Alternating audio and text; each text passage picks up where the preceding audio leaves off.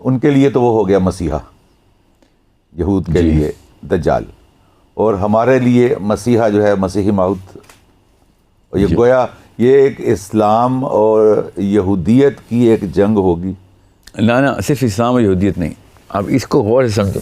यही तो end of time की खूबसूरती है। ये उस दौर की खूबसूरती क्या है कि घमसान का फितना है वो, क्योंकि ये सिर्फ मुसलमान यहूदियों का मसला नहीं है, ये असल में ईसाइयों और मुसलमानों का मसला है। मसला ईसाइयों और मुसलमानों का था, और किताब यहूदियों की इस्तेमाल हो रही है तौरात। तो अब यहूदियों के और ईसाइयों के बीच में एक बहुत बड़ा फड्डा पड़ गया हुआ है कि किस तरीके से वो ईसा अलैहिस्सलाम को यहूदियों से मनवा लें कि ईसा अलैहिस्सलाम ने ही वापस आना। ईसाई तो ये मानता है, ईसाई तो कहता है कि मसीहा ने आना है और वो दूसरी दफ़ा आना है, पहली दफ़ा तो आगे होके जा चुके हैं। मुसलमान भी यही मानता है भाई। तो यहूदी ये नहीं मानता। यहूदी कहता है कि बेशक तुम्हारे ईसा इब्ने मरियम एक नबी हो सकते हैं, मगर हमारे मसीहा वो नहीं है, क्योंकि अगर वो होते तो हमारे पास जो 14 निशानियाँ पूरी कर चुके होते। ये फर्स्ट कमिंग सेकंड कमिंग वाला के सिस्टम नहीं है हमारे पास। तो ठीक है, उनके पास नहीं है, अब हमारे पास तो है, ईसाइयों के पास भी है। तो असल में मसला पड़ना है कि जब ईसाइयों और मुसलमानों की कन्फ्यूजन स्टार्ट होनी है मसीह के बारे में, और नबी अलैहिस्सलाम हमें इसी बारे में तो बता रहे हैं कि वो दज्जाल हज़रत ईसा इब्ने मरियम की कॉपी करने की कोशिश कर रहे हैं। क्योंकि लोग किसका वेट कर रहे हैं? लोग ईसा इब्ने मरियम का वेट कर रहे हैं। यहूदी तो टोटल 2-2.5-3 करोड़ यहूदी टोटल, वो उसका वेट करने ना करने से क्या फ़र्क पड़ता है? जो 6 अरब इंसान, 3.5-4 अरब क्रिश्चन और तकरीबन 2-2.25 अरब मुसलमान जिस बंदे का वेट कर रहे हैं, तो दज्जाल पहले तो उसके हुलिये में आए ना, धोखा ही देना उसने, दजल ही करना है। तो सबसे पहले तो ये दजल हो गए। पहले 6 अरब की आर्मी तो पकड़ो, 2-2.5 करोड़ वाले तो पहले तो देख लूँगा मैं इनको, पीछे तो कोई बचा ही नहीं। 7 अरब में से 6 अरब मेरे पास आ गए, मैं तो पहले ही घर घर में पहुँच चुका हूँ। सो इसलिए ईसा इब्ने मरियम की शक्ल में आना उसका बहुत ज़रूरी है। उसका किस तरीके से, अब हज़रत ईसा जेरिको से जेरूसलम पहुँचे, ये भी जेरिको से जेरूसलम ही पहुँचेगा। और से समझें ट्रैक क्या है? गधे पे जी, गधे पे आएगा। फिर किस फैमिली से रिप्रेजेंटेशन लेगा? हज़रत दाऊद अलैहिस्सलाम की फैमिली से रिप्रेजेंटेशन लेगा। हज़रत ईसा भी हज़रत दाऊद अलैहिस्सलाम की फैमिली से, जी हाँ, ये भी हज़रत दाऊद की फैमिली से आना ज़रूरी है। लीनिएज चेक होगी। इसका गैर मुतवस्सत लो सोशो इकनॉमिक क्लास के अंदर से होना ज़रूरी है। ये अहले यहूद कह रहे हैं, ये गरीब होना ज़रूरी है। इसके माँ और बाप दोनों का मुत्तकी यहूदी लीनिएज के अंदर बाय बर्थ यहूदी होना ज़रूरी है। दाऊद अलैहिस्सलाम की औलाद में से माँ भी चलेगी और बाप भी चलेगा, वरना ये नहीं होगा। ये मोटी मोटी निशानी मैं बता रहा हूँ आपको। उसके बाद जैसे ही आएगा, उसके सबसे पहले निशानी ये होगी कि लोग इसको देखते ही जंग बंद कर देंगे और अमन की बात शुरू करेंगे। सबसे ये यहूदियों की निशानी बता रहा हूँ। अभी मैं बताता हूँ नबी इस्लाम ने हमें मसीह दज्जाल की निशानी क्या बताई। अब ये सोचने से ये कुछ छोटी बात है कि दज्जाल का नाम अल मसीह दज्जाल है, कुछ छोटा वाक़या तो नहीं है। उसका नाम कुछ भी हो सकता था, वो अल मसीह दज्जाल क्यों? और हज़रत ईसा इब्ने मरियम का नाम क्या? अल मसीह। और यहूदी किसका वेट कर रहे हैं? ये तो गौर से समझे इस बात को कि हज़रत ईसा को मसीह कहना कुछ छोटा वाक़या नहीं है। दज्जाल का नाम अल मसीह दज्जाल कर दिया हमने, ठीक है, क्योंकि वो कॉपी कर रहा है, मगर हज़रत ईसा का नाम अल मसीह होना सबसे बड़ी ज़मानत है कि तौरात के अंदर जो मसीह का लफ्ज़ आया था वो ईसा इब्ने मरियम के लिए ही था। ठीक है, अब यहाँ पे थोड़ी सी ट्रिक इंट्रोड्यूस होती है जो कि मैं अपनी तरफ से ही बता रहा हूँ कि जब यहूदी नबी अलैहिस्सलाम के पास आए हैं और नबूवत टेस्ट कर रहे थे कि अगर नबी हो तो फिर ये बताओ, ये बताओ, ये बताओ, और नबी अलैहिस्सलाम ने तो बता देनी थी, क्योंकि नबी अलैहिस्सलाम को तो पता था, अल्लाह ताला ने डायरेक्ट बता देना था। मगर जिस बंदे के से उनको पूछना चाहिए था उसको वो स्लीप पर चढ़ाने के लिए पहले करतूत कर चुके हैं। क्योंकि असल में नबी अलैहिस्सलाम तो नहीं है जिन्होंने आके दज्जाल को आखिरी दौर में लड़ाई करके इन लोगों के साथ जो भी करना है, जो करना है, वो तो हज़रत ईसा ने करना है। इन्होंने हज़रत ईसा को इससे ये वाली टेस्टिंग नहीं की, इन्होंने नबी अलैहिस्सलाम से आके ये टेस्टिंग की है। बिकॉज टाइमिंग का मसला था इनको कि इस टाइम के ऊपर नबी ने आना है। आयरॉनिकली इनको हज़रत ईसा की टाइमिंग नहीं पता थी। यहूदियों को हर चीज़ की टाइमिंग पता होती है, ये कब कौन सा चांद निकलना है, कब ब्लड मून निकलना है, कब सुपर ब्लड मून निकलना है, कब पैस ओवर है, कब हानिका है, ये सब पता है इनको। नबियों को पता है, इनको ये पता है कि एक बच्चा पैदा होगा और फिरौन को कत्ल कर देगा, सब पता है इनको। बनी इसराइल को डेट्स के ऊपर कभी मसला नहीं हुआ, सिवाय एक डेट के। इनको ये नहीं पता कि हज़रत ईसा जैसी शख्सियत, हस्ती, ऐसा रसूल और नबी ने दुनिया में आना है और चले जाना है आसमान में वापस। दे missed out on a very big thing. ये है असली चाबी जिसको हमने पकड़ना है, जिसकी वजह से मैं आपसे कह रहा हूँ दज्जाल का ईसा अलैहिस्सलाम से क्या ताल्लुक़ है। बिकॉज ये अल्लाह ताला का प्लान है कि जिसमें इनकी ये वाली डेट मिस कराई है। हालांकि तीसरा पैस ओवर को पैदा हुए हैं, इनकी पैस ओवर की सबसे बड़ी डेट है, उस दिन इनकी कुर्बानी होती है। अच्छा, आपने जो जिक्र किया कि जब ये दज्जाल आएगा तो जंग बंद हो जाएगी, जो इनकी निशानी ये है। जी, ये जंग किन के दरमियान हो? दुनिया पूरी की इनकी निशानी ये है कि जैसे मसीहा ने आना है, दुनिया से हथियार ज़ीरो, लोगों ने हथियार पिघला के हल बनाने, ये इनके मसीहा की पहली निशानी है, हमारे मसीहा की आखिरी निशानी है। और समझें, हमारे मसीहा हज़रत ईसा इब्न मरियम की आखिरी निशानी है कि लास्ट में, क्योंकि शुरू में तो जंग चलेगी, इमाम मेहदी की जंग चल रही है, उसके बाद दज्जाल के साथ लड़ाई चल रही है, उसके बाद ये जंग जब दज्जाल को मार देंगे हज़रत ईसा इब्न मरियम, फिर अपने उस पर बैठेंगे, हुक्मरानी पूरी खिलाफत पे बैठेंगे, और फिर याजूज माजूज आ जाएंगे। याजूज माजूज के बाद कितने अरसे बाद जब वो मर जाएंगे, क्योंकि फिर पहाड़ पे रहना है उन्होंने, फिर जब याजूज माजूज को परिंदे उठा के पानी में डाल देंगे, उसके बाद कहीं आके दुनिया में अमन शुरू होना है। ये गौर समझें कि कितने देर बाद अमन, आखिरी निशानी है अमन की। और फिर नबी इस्लाम ने कहा इस्लाम एक एक घर में फैलेगा। ये कहते हैं आते ही सबसे पहले इस्लाम फैलना ज़रूरी है और यहूदीज़म फैलना ज़रूरी है, अल्लाह का नाम दुनिया के घर, और लोग so they are missing on a certain level detail. और इसलिए अल्लाह ताला ने पहले दज्जाल को ट्रांसफ़र करवाया इनके ऊपर, बाद में असली ईसा इब्न मरियम को, बिकॉज इन्होंने अपनी तरफ से खुद तागूती सिस्टम बनाया कि हम बताएंगे कि कैसे मामला होगा। अल्लाह ताला ने कहा कि नहीं, हम बताएंगे कि मामला कैसे होगा, और नबी इस्लाम ने हमें वो वाली ख़बर दे दी जो अल्लाह ताला ने करना है प्लान।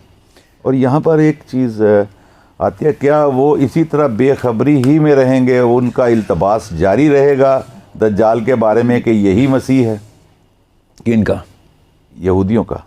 हाँ हाँ, ये ज़रूरी है कि उनका रहे, क्योंकि इसमें भी अहादीस की कसरत इतनी है कि ये एंड तक देखें, फ़ौजें तो बननी हैं, तो फ़ौज में दज्जाल की फ़ौज जो है ना, वो उसमें तो खैर मैं दज्जाल की फ़ौज को तो मुसलमानों की भी बड़ी कसीर तादाद ने उसके अंदर रहना ना, बहुत कसीर तादाद मुसलमानों की, यहाँ तक कि नबी इस्लाम ने कहा कि कोई घर नहीं बचेगा कि जिसमें से दज्जाल के पैरोकार ना निकल रहे हों, हमारा अपना मुसलमानों का।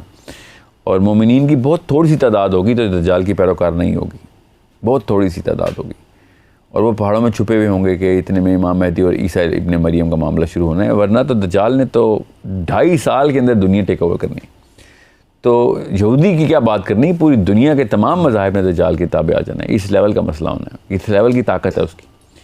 और वो वाली ताकत ना समझे कि उसमें कोई जादुई सहर और कोई बलागत का कमाल है, नहीं, वो मोजज़े करता फिर रहा है, और मोजज़े करते फिर करके इतने 2.5 साल में दुनिया टेक ओवर करनी है, तो मेजर मोजज़े चाहिए आपको।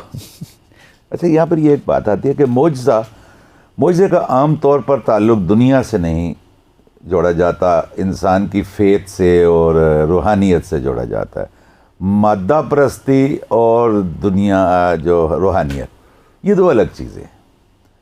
जब वो मोजज़े दिखाता जाएगा तो क्या दुनिया उस वक्त रूहानियत की तरफ टिल्ट हो चुकी होगी? नहीं, अपना मोजज़े को ना दोनों तरीके से इकट्ठे लेके चलें। एक तो ये कि 6 साल तक फसल नहीं होगी, बंजर होगी, पानी रुक जाएगा आसमान से दज्जाल के आने से पहले, लोग ख़त्म हो रहे होंगे, एग्रीकल्चर और फूड इंडस्ट्री ज़ीरो पे गई हुई है, तो जितनी मर्ज़ी और तरक्की कर लें अब इंडस्ट्री को, खुराक ही नहीं आ रही। उसके फ़ौरन बाद दज्जाल ने आके सबसे पहले क्या करना है, बारिशें करवानी है।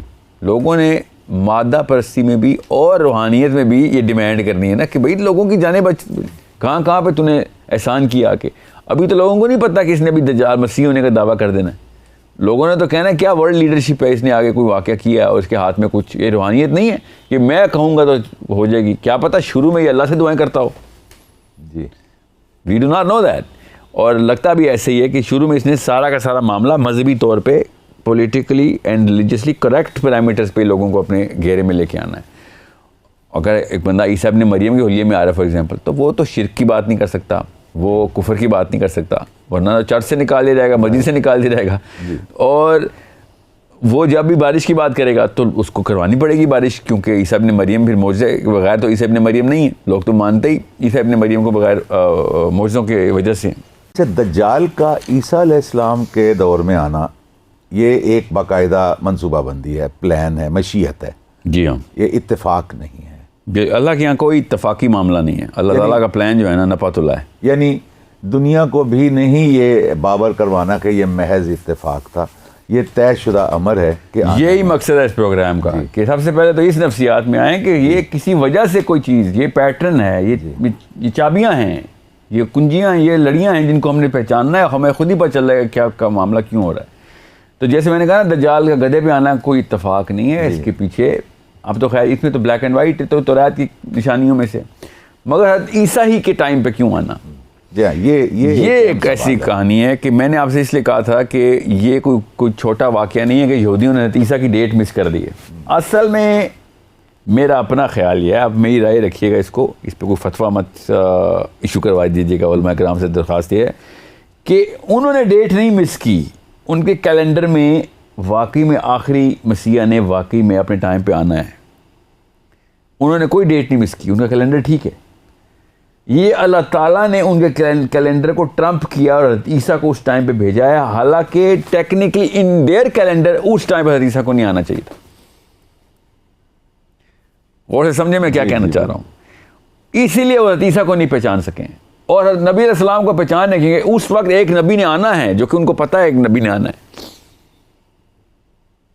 ठीक है, और उनको पता है कि नबी किस जगह पे आना है, सही जगह पे पहुंचे हुए थे। निशानियां भी किस बंदे से पूछ रहे हैं, नबी अलैहिस्सलाम से पूछ रहे हैं। उनको हर नबी की हर निशानी पता होनी है, वो मिस नहीं कर रहे हैं। ये ईसा को उन्होंने किसी तरीके से मिस किया और ये ईसाई समझ नहीं रहे हैं। ईसाई 90% दुरुस्त हैं, हज़रत ईसा को मानते हैं, अल्लाह को मानते हैं। वो जो 10% अकीदे के अंदर शिरक डाला इन्होंने, वो एक अलग कहानी है। मगर जो टीचिंग ऑफ ईसा इब्न मरियम उसी तरह और उसी तरीके से वो भी हज़रत मूसा को क्यों मानते हैं, तौरात को क्यों मानते हैं ईसाई? क्योंकि ईसा ने कहा कि भाई मैं तौरात को मानने के लिए आया हूँ। और समझें, सो यहूदियों ने इसलिए अपने कैलेंडर के ऊपर इत्तफाक किया और हज़रत ईसा को नहीं माना।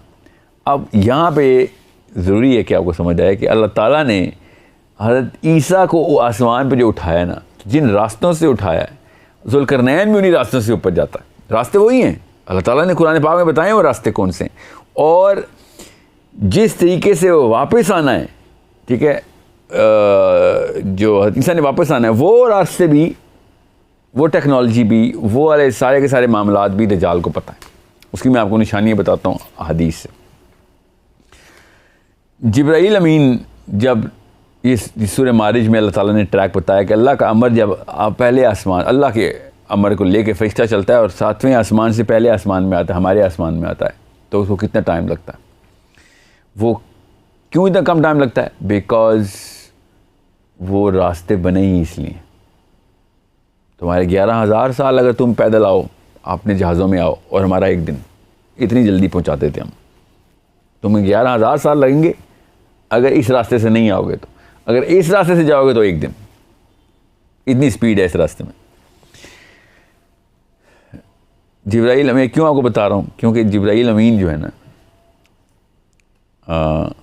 उनको कुछ दफ़ा सहाबा ने दुनिया में देखा। सहाबा इकराम ने नबी अलैहिस्सलाम की मजलिस में दुनिया में देखा।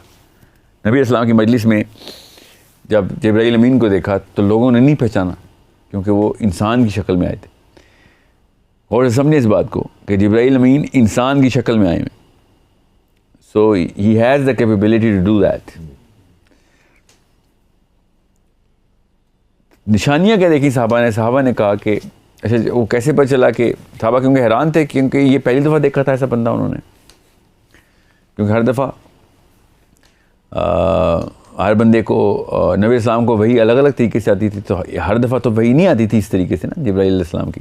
तो ये बहुत कम दफ़ा से हुआ था। तो साहबा कहते हैं कि हमने देखा कि एक ऐसा मुसाफिर आया है जो कि हमने कभी भी मदीने में पहले देखा था, मगर ये मुसाफिर है तो मदीने के पास पास कोई ऐसा इलाका नहीं है जहाँ से आ सके, बिकॉज़ या दूर से भी आया हो तो सफ़र के कोई आसार होते हैं मुसाफिर के ऊपर, ज़्यादा राह नहीं है, कुछ भी नहीं। यहाँ तक कि ऐसे लगता था अभी नहा के आया, क्योंकि बालों से पानी टपक रहा होता था।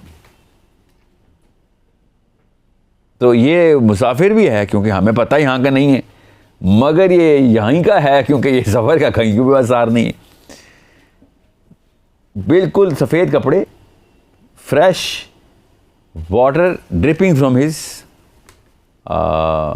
हेयर। ये 2-3 निशानियाँ आपको बता रहा हूँ।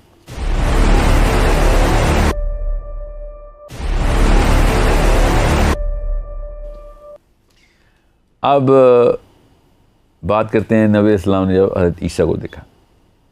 हज़रत ईसा को देखा तो नबी इस्लाम ने देखा कि हज़रत ईसा ने सफ़ेद रंग के कपड़े पहने हुए और दोनों हाथों को 2 बंदों के कंधों पर रखा हुआ है, जो उन्होंने उनको सहारा दिया हुआ है, और नबी इस्लाम ने शाह फरमाया कि उनके लंबे बाल हैं और बालों से पानी टपक रहा है।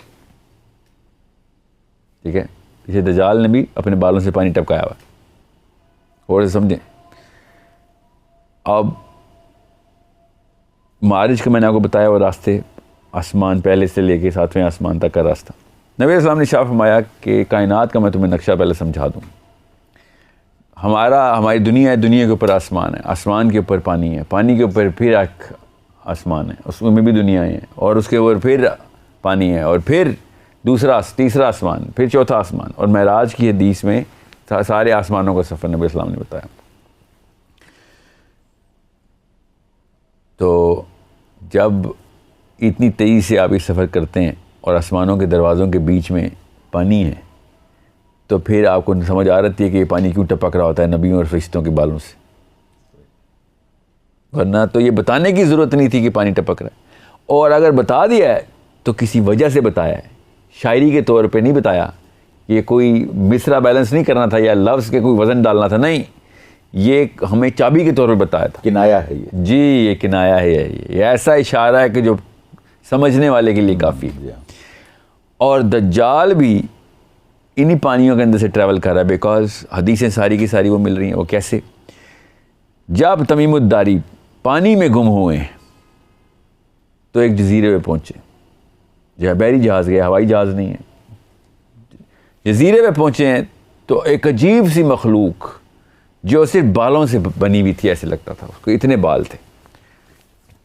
उसने हज़रत तमीमुद्दारी की ज़बान में बात की, मखलूक ने, कि तुम अरब से आए हो?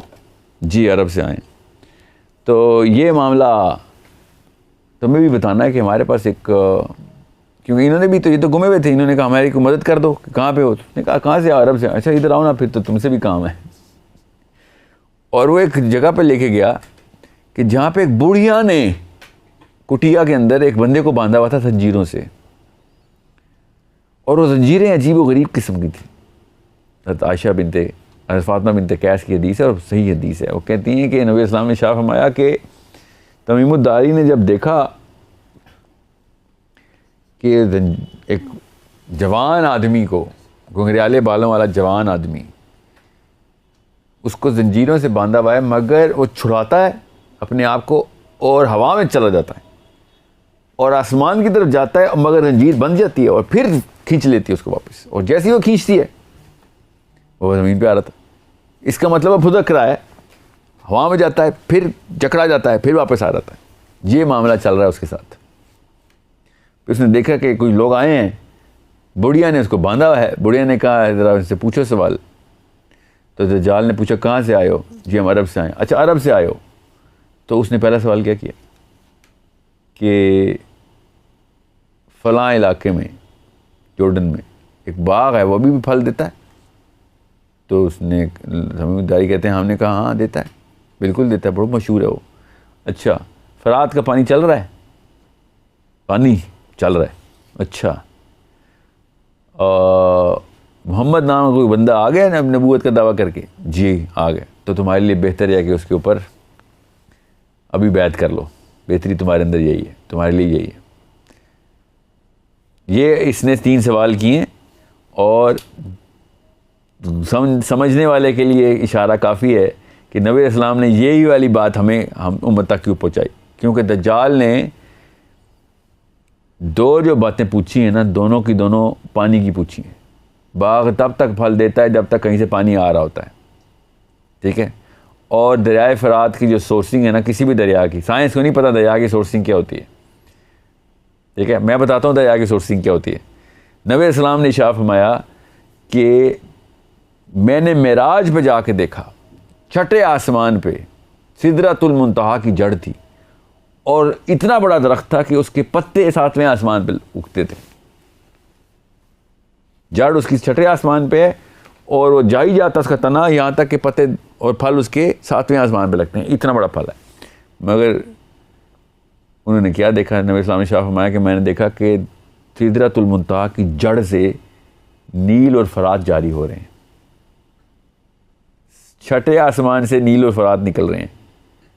ये कड़ियाँ मिलाएं आप सारे, मारिज वो हैं जो कि रास्ते से फरिश्ते नीचे आ रहे हैं। नील और फरात छठे आसमान से नीचे उतर रहे हैं, पानी, ठीक है। नबी इस्लाम ने कहा एक आसमान फिर पानी, फिर दूसरा आसमान फिर पानी। नबी इस्लाम ने इरशाद फरमाया शैतान का तख्त भी पानियों पे, शैतान भी अपने तख्त पानियों पे लगाता है। कहीं ना कहीं पे ये भी उधर ही कहीं पे सेटल है। इनके रास्ते वही, इनको पता है सब रास्ते। दज्जाल कह रहा है फरात खुश्क हुआ है कि नहीं। अगर फरात खुश्क हुआ है इसका मतलब है वो वाला ट्रैक अब एम्प्टी है।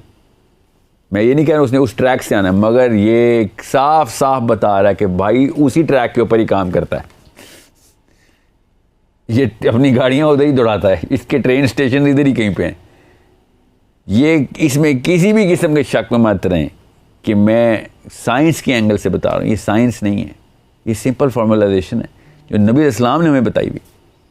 इतनी आसान करके बात समझ आती है कि किस तरीके से सूरह कहफ को देखना है, सबाबा कैसे समझ आएंगे, कैसे जुल्करनैन समझ आएगा, कैसे ईसा इब्न मरियम क्यों गधा, क्यों हज़रत ईसा इब्न मरियम का हुलिया, क्यों वही वाले मौजज़े, क्योंकि हज़रत ईसा इब्न मरियम ने जब वापस आना है तो उसी ट्रैक से वापस आना है।